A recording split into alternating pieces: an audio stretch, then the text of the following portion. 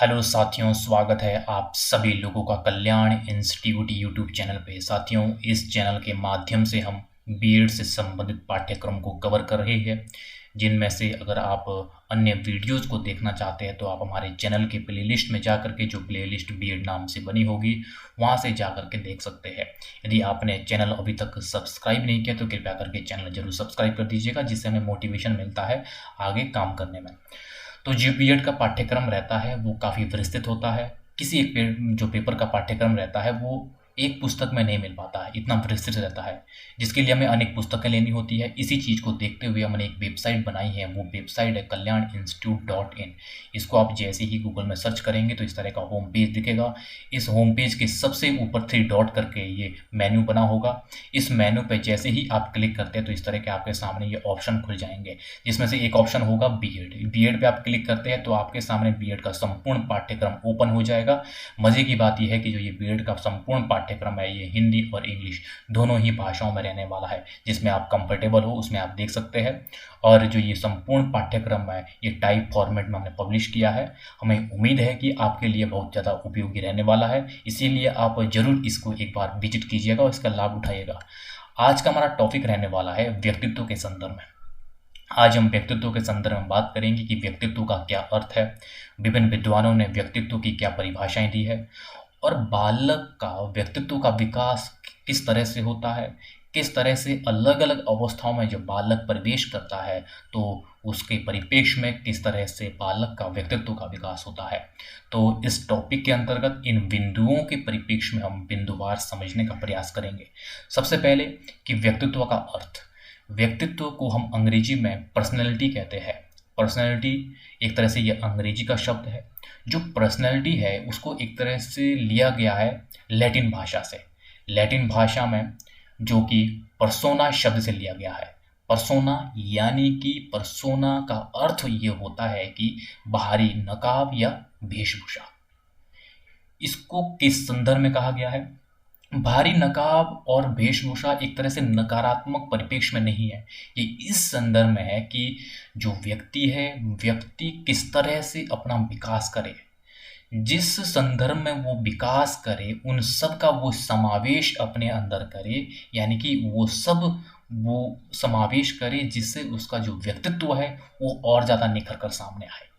इस परिप्रेक्ष्य में ये जो पर्सोना शब्द के परिप्रेक्ष्य में जो बाहरी नकाब और वेशभूषा है उस संदर्भ में है कि किस तरह से जो व्यक्ति है अपने अंदर वो मूलभूत परिवर्तन करके अपने जो पर्सनैलिटी है, अपना जो उसका व्यक्तित्व है वो निखर के सामने आ सके।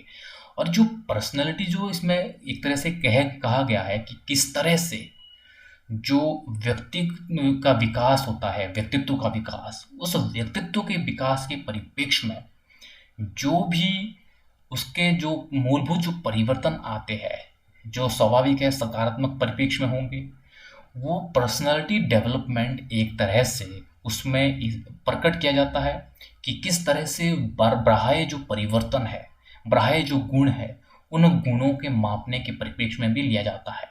लेकिन ये पर्याप्त नहीं है, क्योंकि जो हम बाह्य गुणों के परिप्रेक्ष्य में लेते हैं, जिसमें कि बाह्य गुण अगर बेहतर है, जिससे कि हम ये कह सकें कि इसकी जो व्यक्तित्व है वो उच्च मात्रा का व्यक्तित्व का विकास हो रहा है, वो संकुचित स्तर पे होगा। क्योंकि जो कंप्लीटली जो व्यक्तित्व होगा वो आंतरिक और बाह्य दोनों परिप्रेक्ष्य में होगा।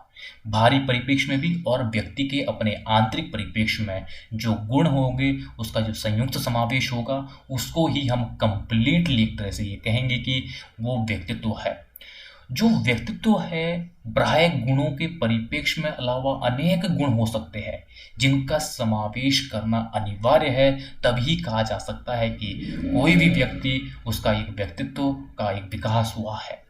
व्यक्तित्व में उनके आचार विचार, सिद्धांत, मनोवृत्ति, व्यवहार, क्रियाएं, रुचि, अभिरुचियां सभी का समावेश जब होता है तब ये कहा जा सकता है कि व्यक्तित्व का विकास हुआ है। ये कंप्लीट एक तरह से पैकेज है। जब किसी भी व्यक्ति में इन चीज़ों का समावेश होता है तब एक तरह से उन व्यक्तियों में, उस व्यक्ति में एक यूनिकनेस बाहर निकल के आती है। वह यूनिकनेस ही व्यक्तित्व होता है। व्यक्तित्व अगर हम आसान शब्दों में समझें तो व्यक्तित्व वह होता है जो किसी व्यक्ति को यूनिक बनाता है औरों से, जिसमें वो सभी समावेश होते हैं, जिसमें आचार विचार, उसकी मनोवृत्ति, सिद्धांत, व्यवहार, क्रियाएं, उसकी रुचियाँ अभिरुचियाँ, ये कंप्लीट उसमें समावेश होता है, जिससे उस व्यक्ति को यूनिक बनाता है। वही ही व्यक्तित्व होता है। जो व्यक्तित्व होता है वो आंतरिक और बाह्य इन दोनों ही तरह के गुणों का समावेश होता है, तब जाके एक विस्तृत परिप्रेक्ष्य में हम ये कह सकते हैं कि ये एक व्यक्तित्व है। तो इस तरह से व्यक्तित्व का ये अर्थ है। अब हम इसके बाद व्यक्तित्व की परिभाषाओं को देखते हैं कि विभिन्न विद्वानों ने जो व्यक्तित्व की जो परिभाषा दी है वो कौन कौन सी परिभाषा है। सबसे पहले जो परिभाषा हम देखेंगे वो देखेंगे केम्प की परिभाषा। केम्प ने क्या कहा है? व्यक्तित्व आदत की उन व्यवस्थाओं का समन्वय है जो पर्यावरण के साथ व्यक्ति के विशिष्ट समायोजन का प्रतिनिधित्व करता है। यानी कि व्यक्तित्व आदत की उन व्यवस्थाओं का समग्र है, यानी कि जो व्यक्ति की जो आदतें होती है उन सभी आदतों का एक समग्र होता है जो किसी भी व्यक्ति को औरों से यूनिक बनाता है। इस परिप्रेक्ष्य में ही जो व्यक्ति का जो वो व्यक्तित्व होता है वो सामने निकल कर आता है। दूसरी परिभाषा है वो है वॉरेन की परिभाषा। वॉरेन के अनुसार व्यक्तित्व व्यक्ति का समग्र मानसिक संगठन है जो उनके विकास की किसी भी अवस्था में प्राप्त होता है। जो व्यक्तित्व है वॉरेन्स के अनुसार व्यक्तित्व व्यक्ति के समग्र मानसिक संगठन है, जो उसकी मानसिक स्तर पर जो घटनाक्रम होते हैं, उसका जो मानसिक स्तर है, उस सभी जो क्रियाएं होती है मानसिक स्तर पर उसका समग्र है, एक तरह से वो संगठन है जो व्यक्तित्व के विकास को परिलक्षित करती है। तो इस तरह से जो व्यक्तित्व की ये परिभाषा है। अब हम इसके बाद ये जानेंगे कि बालक के व्यक्तित्व का विकास किस तरह से होता है और विभिन्न अवस्थाओं में बालक का व्यक्तित्व विकास की प्रक्रिया किस तरह से होती है। जो बालक के अंदर जो व्यक्तित्व का विकास होता है उसमें ये देखा जाता है जो विकास है वो निरंतर चलता रहता है, विकास जीवन पर्यंत चलता रहता है। वो व्यक्तित्व के विकास के परिप्रेक्ष्य में भी ये लागू होता है। जब बच्चा जन्म लेता है, जन्म से लेकर वो मरण क्रिया की तक की जो भी गतिविधियां हैं घटित होने लगती है, उनके साथ साथ जो व्यक्ति का अपना व्यक्तित्व का विकास होता है वो भी निरंतर चलता रहता है। भले ही इसमें ये हो सकता है जो विकास की गति है उसमें अंतर जरूर हो सकता है। वो किस परिप्रेक्ष्य में, कभी कभी व्यक्ति का जो विकास है वो तीव्र हो सकता है, कई बार जो विकास की गति वो धीमी हो सकती है।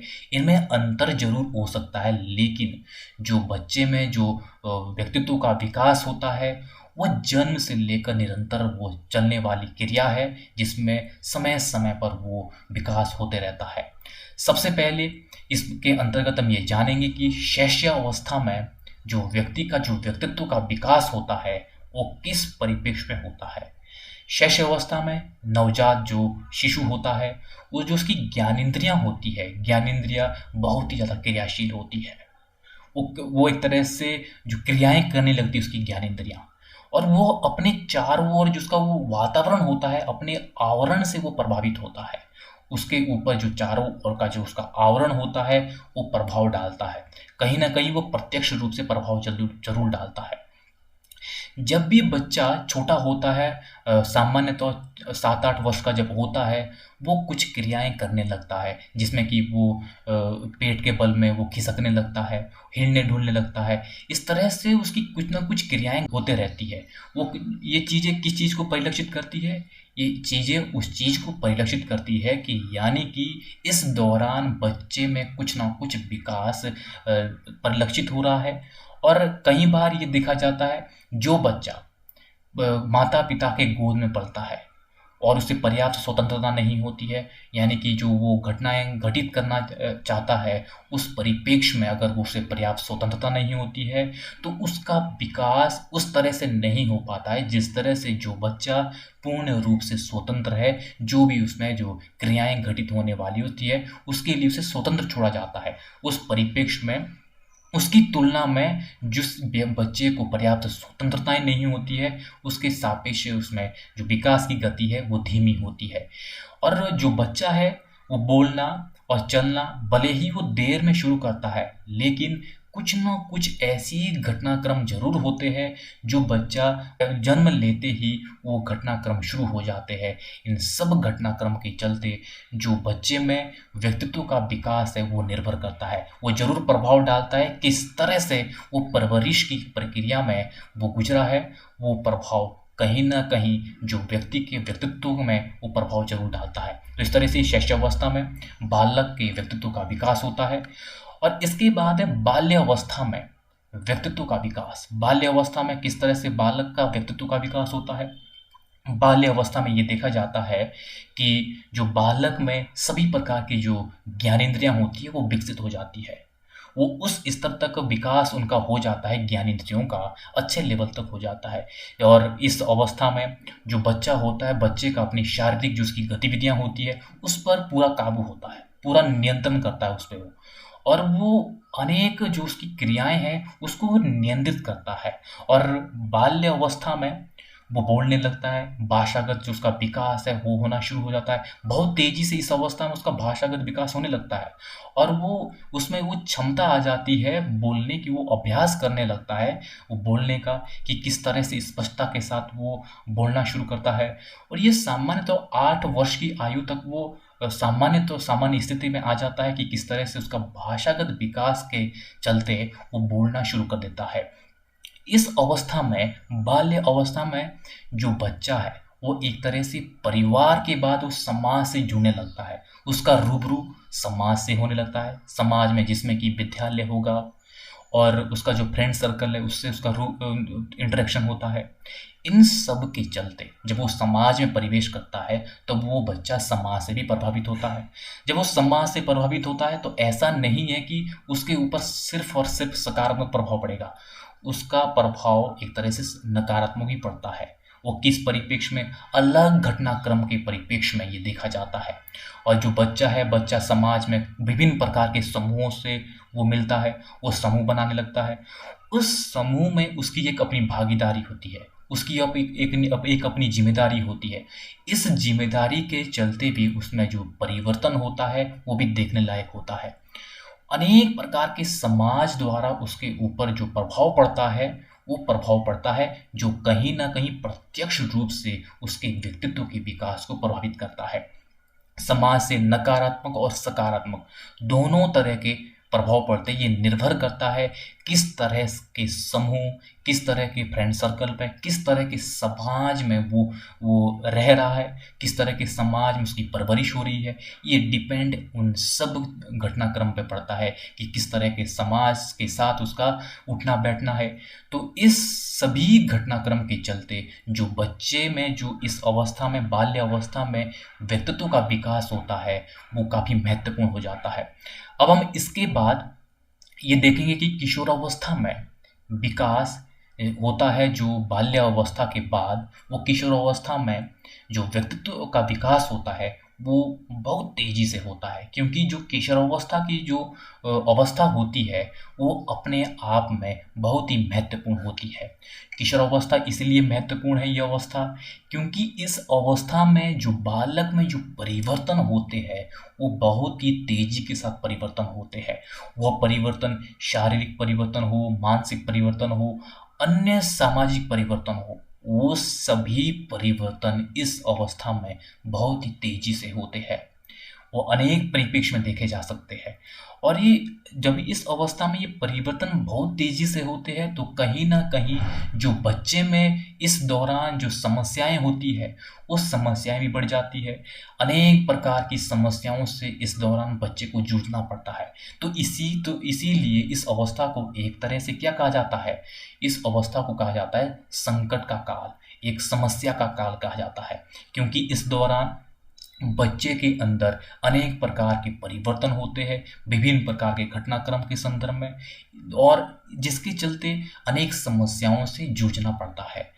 जो इसका प्रभाव है वो कहीं न कहीं जो पड़ता है वो पड़ता है व्यक्तित्व के विकास पर। वो निर्भर करता है किस तरह से उसकी किशोरावस्था में जो घटनाक्रम घटित हो रहे हैं उनको हैंडल किस तरह से किया जा रहा है।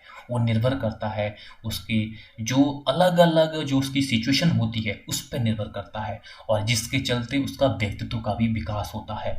और इसका प्रभाव उसका जो व्यक्तित्व है उस पे ज़रूर पड़ता है, और साथ ही साथ जो समाज है, जो परिवार है, उस पे भी उसका प्रभाव ज़रूर पड़ता है, क्योंकि वो डिपेंड करता है किस तरह से सिचुएशन को जो बालक है उस दौरान डील कर रहा है, वो उस पे निर्भर करता है।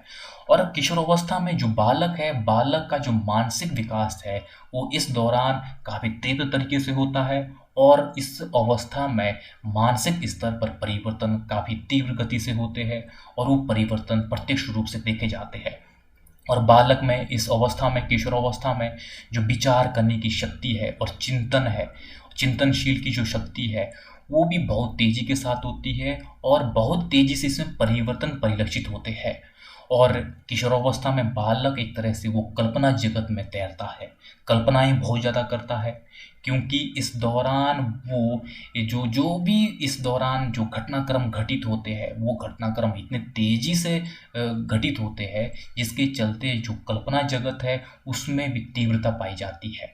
तो इस दौरान जो कल्पना है वो कल्पना बहुत ज़्यादा करता है, और जो बच्चा है किशोरावस्था में वो इसके मद्देनज़र कोई भी घटनाक्रम हो, वो सभी घटनाक्रम के मद्देनज़र रखते हुए वो ये चाहता है कि इस अवस्था तक मैं कहीं न कहीं अब आत्मनिर्भर बन जाऊँ। वो चाहता है कि मैं आर्थिक रूप से अपने पैरों पे खड़ा हूँ, जिसके चलते वो उसमें जो आत्मसम्मान है, आत्मसम्मान भी बरकरार रहेगा। वो चाहता है कि मैं किसी न किसी आर्थिक क्रिया में विलीन हूँ, और वो मैं अपने आप पर निर्भर रहूँ, और इस तरह से वो ये चाहता है इस अवस्था तक कि मैं आर्थिक रूप से निर्भर तो रहूँगा, और साथ ही साथ मुझे समाज और परिवार द्वारा जो आत्मसम्मान मिलेगा उस आत्मसम्मान की भी उस अवस्था में चिंता होती है। इन सभी घटनाक्रम को देखते हुए जो भी घटनाक्रम घटित होते हैं किशोरावस्था में, वो चाहे मानसिक स्तर पर हो, शारीरिक स्तर पर हो, या अन्य जो बौद्धिक घटनाओं के परिप्रेक्ष्य में, और समाज और परिवार के मद्देनज़र और समन्वय के दृष्टिकोण से, वो सभी घटनाक्रम प्रत्यक्ष रूप से व्यक्ति के व्यक्तित्व के विकास पर वो प्रभाव डालते हैं, जो निर्भर करता है कि किस तरह से जो वो बालक है उन सिचुएशन को उसने डील किया है, और उन सिचुएशन के अकॉर्डिंग उसने जो निर्णय लिए हैं वो निर्भर करता है उन सब पर, जिससे कि उसका व्यक्तित्व सामने निकल कर आता है। तो इस तरह से इस वीडियो के अंतर्गत हमने किशोरावस्था में किस तरह से ये व्यक्तित्व का विकास होता है, और इससे पहले हमने ये जाना है कि जो व्यक्तित्व का अर्थ है वो क्या है, जो व्यक्तित्व की जो परिभाषाएं विभिन्न विद्वानों ने दी है उसको जाना है, और साथ ही साथ हमने ये भी जाना है कि जो बालक में जो व्यक्तित्व का विकास है वो किस तरह से होता है, विभिन्न अवस्थाओं में होता है, और किस तरह से अलग अलग परिप्रेक्ष्य में वो प्रभाव डालता है। तो कंप्लीटली हमने इसके अंतर्गत बिंदुवार जानने का प्रयास किया है। मुझे उम्मीद है कि आपके लिए उपयोगी रहा होगा। यदि आपने अभी तक हमारे चैनल को सब्सक्राइब नहीं किया, कृपया करके चैनल को जरूर सब्सक्राइब कर दीजिएगा। आप सभी लोगों का बहुत बहुत शुक्रिया।